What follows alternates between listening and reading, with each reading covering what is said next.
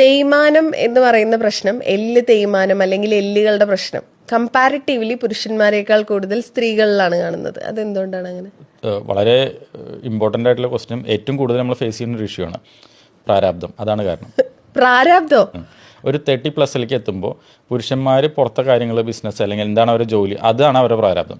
അന്ന് സ്ത്രീകൾക്ക് വീടൊരു വലിയ ഭാരമായിട്ട് മാറും. ഭാരമായിട്ട് മാറില്ല, അവർക്ക് ഏറ്റവും കൂടുതൽ കൺസേൺഡ് ആവണം മക്കളുടെ പഠിപ്പ് കാര്യങ്ങൾ, വീട്ടിലെ അച്ഛനമ്മ, വീട്ടിലെ കാര്യങ്ങൾ നടക്കണം, എല്ലാ ടെൻഷനും കൂടിയിട്ട് വരുന്നൊരു സമയമാണ്. അൺഫോർച്ചുനേറ്റ്ലി ആ ഏജിൽ തന്നെയാണ് ഇവർക്ക് ഹോർമോണൽ ചേഞ്ചസ് വരുന്നത്.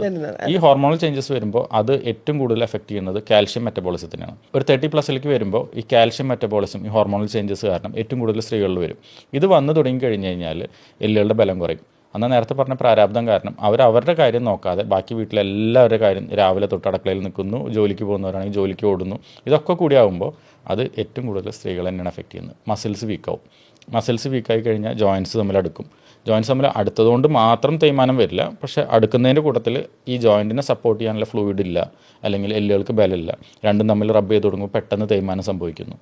അതുകൊണ്ടാണ് ഹോർമോണൽ ചേഞ്ചസ് ആണ് വില്ലൻ എന്ന് പറയുന്നത്. 30+ നമ്മൾ വൈറ്റമിൻ ഡി, കാൽഷ്യം, തൈറോയിഡ് ഇതൊക്കെ ഒന്ന് ചെക്ക് ചെയ്യുക. എന്തെങ്കിലും കുറവുണ്ടെങ്കിൽ അത് കൊടുക്കുക. വീട്ടിലെ പ്രാരാബ്ദത്തിൻ്റെ ഒപ്പം തന്നെ നമ്മൾ വർക്കൗട്ടിനുള്ള സമയം കാണുക, എക്സസൈസ്, സ്വന്തം ശരീരം നോക്കുക. എക്സാക്ട്ലി. സ്വന്തം ശരീരം നോക്കിയാലേ നമുക്ക് ബാക്കിയുള്ള കാര്യങ്ങൾ കൂടുതൽ ശ്രദ്ധിക്കാൻ പറ്റുള്ളൂ.